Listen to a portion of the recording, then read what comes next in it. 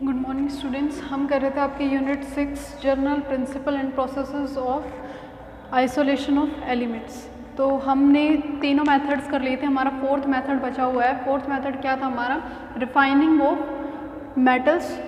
ठीक है, मेटल की जो रिफाइनिंग करके प्योर मेटल हमें ऑब्टेन करना है। कौन से मेटल की? क्रूड मेटल की। क्रूड मेटल को रिफाइन करके हम क्या ले रहे हैं? मेटल ले रहे हैं। कैसा मेटल? Pure metal. तो देखिए अब क्रूड मेटल जो है उसके अंदर कौन कौन सी इम्प्योरिटीज़ बची हुई हैं। हमने इम्प्योरिटीज़ तो रिमूव कर दी थी, लेकिन अभी भी उसमें कुछ इम्प्योरिटीज़ हैं। तो वो कौन सी इम्प्योरिटीज़ हैं जो उसमें बची हुई हैं? वो कौन सी हैं? अनरिड्यूस्ड ऑक्साइड्स ऑफ मेटल्स। मेटल की वो ऑक्साइड्स जो अनरिड्यूस्ड है, मतलब जिनका रिडक्शन नहीं हो पाया है। अभी तक रिडक्शन हम कर चुके हैं, लेकिन अभी भी ऐसे कुछ ऑक्साइड्स हैं जिनका रिडक्शन नहीं हो पाया है, वो क्रूड मेटल में है। दूसरा, non metals, carbon, silicon, phosphorus, arsenic और सेलेनियम। ये सारी चीज़ें नॉन मेटल्स जो हैं ये अभी भी क्रूड मेटल के अंदर प्रेजेंट हैं, तो इनको भी क्या करना पड़ेगा? रिमूव करना पड़ेगा। ये भी इम्प्योरिटी की तरह है। फॉरेन मेटल्स, जो मेटल हमें रिक्वायर्ड होता है, ठीक है, जो हाई अमाउंट में होता है उसको हम लेते हैं एज प्योर मेटल। ठीक है, वो हमें चाहिए होता है प्योर मेटल की तरह। अब उसके अंदर और कोई भी मेटल है, चाहे वो मिनिमम अमाउंट में हो, थोड़े थोड़े अमाउंट में हो, तो उनको वो सारे कैसे हैं? फॉरेन मेटल्स, मतलब वो एज इम्प्योरिटी हैं। नेक्स्ट आता है स्लैग एंड फ्लक्स। ये क्या होते हैं? देखिए स्लैग क्या होता है? स्लैग होती है एक इम्प्योरिटी होती है जो जब हमारा मेटल मोल्टन स्टेट में होता है। मोल्टन स्टेट मतलब किसमें? मोल्टन स्टेट क्या होती है? जो पानी वाली फॉर्म होती है उसकी। मेल्टेड स्टेट्स जो होती है, मेल्ट फॉर्म में होता है जब, तो उस टाइम क्या होता है कि कुछ इम्प्योरिटी उसके सरफेस के ऊपर आ जाती हैं, आप सरफेस के ऊपर आकर फ्लोट करने लगती हैं। ठीक है, जैसे कि जब हम कॉपर या लेड की स्मेल्टिंग करते हैं उस टाइम आयरन और सिलिका जो होते हैं वो एज स्लैग काम करते हैं। एज स्लैग होता है, इम्प्योरिटी होती है वो। आयरन और सिलिका कॉपर और लेड की स्मेल्टिंग में क्या होते हैं? स्लैग की तरह काम करते हैं, इम्प्योरिटी होती है। तो स्लैग क्या है? जो मोल्टन स्टेट में कोई भी मेटल होता है उसके ऊपर जो इम्प्योरिटी फ्लोट करती है वो होती है स्लैग। फिर आता है फ्लक्स। फ्लक्स क्या होता है कि हमारी कुछ इम्प्योरिटीज़ जो होती हैं उनको रिमूव करने के लिए हमें कुछ एजेंट की ज़रूरत होती है, जिनको हम कहते हैं क्लीनिंग एजेंट। ठीक है, ये क्लीनिंग एजेंट क्या करते हैं? ये क्लीनिंग एजेंट जो हमारी इम्प्योरिटी होती है उनके साथ जाके बॉन्ड बना लेते हैं। ठीक है, अब उनके साथ जाके बॉन्ड बनाने के बाद ये क्लीनिंग एजेंट क्या करते हैं? उनको रिमूव करने में, उन इम्प्योरिटीज़ को क्रूड मेटल से रिमूव करने में हेल्प करते हैं, तो उनको कहा जाता है फ्लक्स। ठीक है, the process of purifying the crude metal is called refining. Crude metal को प्यूरिफाई करने की जो प्रोसेस होती है उसको क्या कहा जाता है? रिफाइनिंग कहा जाता है। और इस रिफाइनिंग के प्रोसेस से हमें क्या मिलता है? हमारा प्योर मेटल मिलता है। मेथड कौन कौन से हैं? फर्स्ट मेथड आता है डिस्टिलेशन। डिस्टिलेशन में हम क्या करते हैं? In this method the impure metal is evaporated to get pure metal. इसमें क्या किया जाता है? इवेपोरेशन। मतलब इवेपोरेशन कब होगा? जब हीट प्रोवाइड की जाएगी। तो डिस्टिलेशन में क्या होता है? हीट प्रोवाइड करके हम क्या करते हैं? जो इम्प्योर मेटल होता है उसको इवेपोरेट कर देते हैं और हमें क्या मिल जाता है? Pure metal. That means evaporation किसका हो रहा है? इम्प्योरिटी का इवेपोरेशन हो रहा है। ठीक है, it is used for low boiling metal. Low boiling metals के लिए इस मेथड का यूज़ किया जाता है, जैसे कि जिंक है और मरकरी है। इनका प्यूरिफिकेशन कैसे हो जाता है? डिस्टिलेशन से हो जाता है। नेक्स्ट आता है लिक्वेशन। लिक्वेशन क्या होता है? In this method metal is placed on a sloping hearth. Metal जो होता है उसको एक स्लोपिंग हर्थ पर डाला जाता है। क्या होता है कि जैसे हमारे पास यहाँ पर मेटल है हमारा, ठीक है, कैसा मेटल है? यहाँ क्रूड मेटल है हमारा, क्रूड मेटल। ठीक है, इस क्रूड मेटल को क्या किया जाएगा? एक स्लोपिंग हर्थ पर डाल दिया जाएगा। यहाँ पर क्या आ रहा है? यहाँ से हमारा क्रूड मेटल आ रहा है। ये क्रूड मेटल इस स्लोप के ऊपर आया और यहाँ पर एक चैम्बर होता है। ये जो चैम्बर है इसमें हमने प्रोवाइड किया है, इसको कहा जाता है रिवर्बेटरी फर्नेस। ठीक है, एक तरीके से भट्टी की तरह होता है ये। इसमें क्या होगा? इसमें हीटअप किया जाता है इस मेटल को, जो स्लोप से जो मेटल आ रहा है उसको हीटअप किया जाएगा। किसके इन्वायरमेंट में? कार्बन मोनोऑक्साइड के इन्वायरमेंट में। ठीक है, यहाँ पर हम हीट कर रहे हैं इसको और क्या प्रोवाइड कर रहे हैं? कार्बन मोनोऑक्साइड प्रोवाइड कर रहे हैं। तो क्या होगा कि जो हमारा प्योर मेटल होगा वो तो हमें यहाँ पर आकर मिल जाएगा। ठीक है, वो तो यहाँ पर आ जाएगा।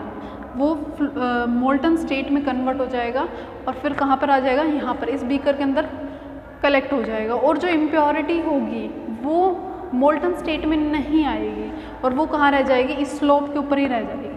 ठीक है, तो इस प्रोसेस को क्या कहा जाता है, लिक्वेशन कहा जाता है। देखिए, इन this method metal is placed on A sloping hearth of river battery furnace and heated in environment of carbon monoxide. ठीक है, स्लोपिंग हर्थ पे रख दिया और किसके एनवायरनमेंट में, कार्बन मोनोऑक्साइड के एनवायरनमेंट में उसको हीट किया गया। मेटल मेल्ट्स, मेटल जो होता है वो मेल्ट हो जाएगा, मोल्टन स्टेट में आ जाएगा, फ्लोज डाउन, नीचे की तरफ फ्लो करेगा, and leaving non fusible impurity. और जो नॉन फ्यूजिबल इम्प्योरिटी मतलब जो इम्प्योरिटी मेल्टिंग पोजीशन में नहीं आ रही है, मोल्टन स्टेट में नहीं कन्वर्ट हो रही है, वो इम्प्योरिटी कहाँ रह जाएगी, यहीं पर रह जाएगी। और ये कब यूज़ किया जाता है, used for metals having low melting point. उन मेटल्स के लिए यूज़ किया जाता है जिनका मेल्टिंग पॉइंट कम होता है। अगर उनका मेल्टिंग पॉइंट कम होगा वो जल्दी मोल्टन स्टेट में कन्वर्ट हो जाएंगी, जल्दी मोल्टन स्टेट में कन्वर्ट हो जाएंगी, जल्दी से फ्लो करने लगेंगे। ठीक है, तो उनके लिए यूज़ किया जाता है जिनका मेल्टिंग पॉइंट लो होता है, जैसे कि टिन है, लेड है और बिस्मथ है, इनके लिए इसका यूज़ किया जाता है। नेक्स्ट प्रोसेस आती है हमारी इलेक्ट्रोलाइटिक रिफाइनिंग। देखिए, इलेक्ट्रोलाइटिक रिफाइनिंग जो है उसमें क्या करते हैं हम, इलेक्ट्रोलाइसिस करते हैं। ठीक है, इलेक्ट्रोलाइसिस के फिनोमेना के ऊपर डिपेंड करता है, जिसमें हम इलेक्ट्रिक करंट प्रोवाइड करते हैं और ब्रेक डाउन होता है मेटल का। कैसे, it is based on the electrolysis, electrolysis के मेथड पर डिपेंड करता है। In this method impure metal is made to act as anode. जो इम्प्योर मेटल है दैट मीन्स हमारा क्रूड मेटल, क्रूड मेटल को हम बना देंगे क्या, एनोड।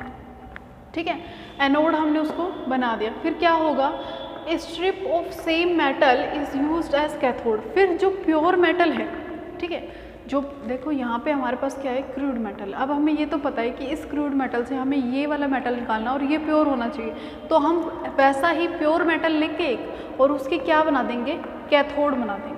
ठीक है, कैथोड बना दिया हमने, फिर क्या होगा, और उसको एक इलेक्ट्रोलाइट में रख देंगे, इलेक्ट्रोलाइटिक सॉल्यूशन जो उसके लिए सूटेबल हो। जैसे कि अगर हम कॉपर की बात करते हैं तो कॉपर के केस में हम क्या करेंगे, CuSO4 का इलेक्ट्रोलाइट ले लेंगे।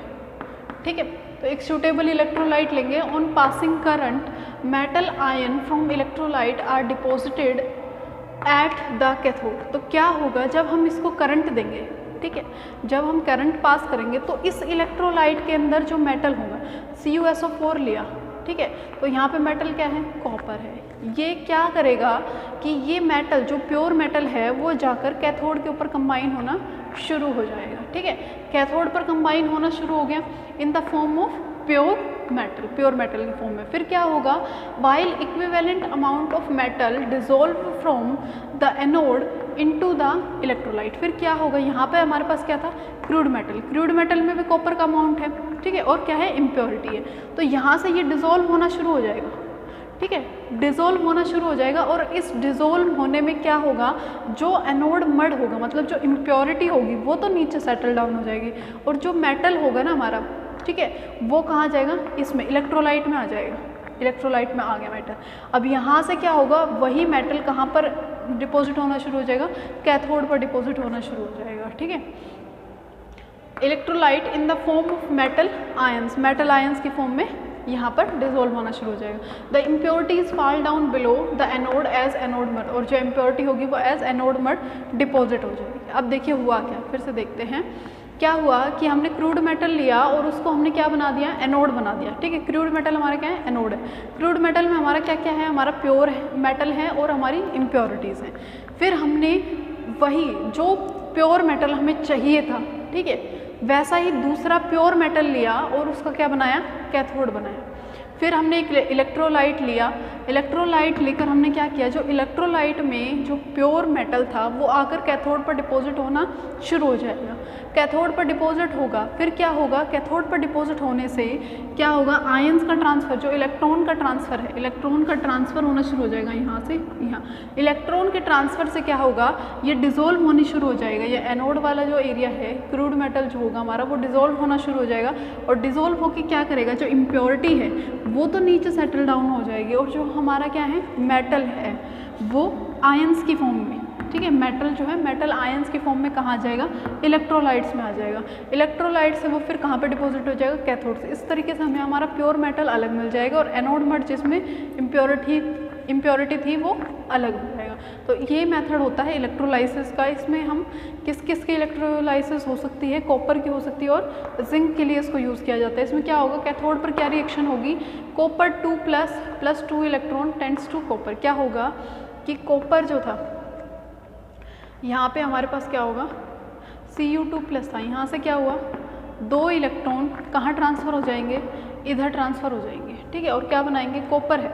और यहाँ से एनोड पर क्या होगा, कॉपर प्लस जो था वो 2 इलेक्ट्रॉन लेकर क्या बनाएगा, कॉपर 2+, और कॉपर 2+ कहाँ डिजोल्व होंगे, इलेक्ट्रोलाइट्स में, ठीक है। ये रिएक्शन हो जाएगी और ये है इलेक्ट्रोलाइसिस का मेथड। इसके बाद हमारा जो नेक्स्ट मेथड आता है वो आता है जोन रिफाइनिंग, जो हम करेंगे नेक्स्ट वीडियो में। So that's all for today, thank you.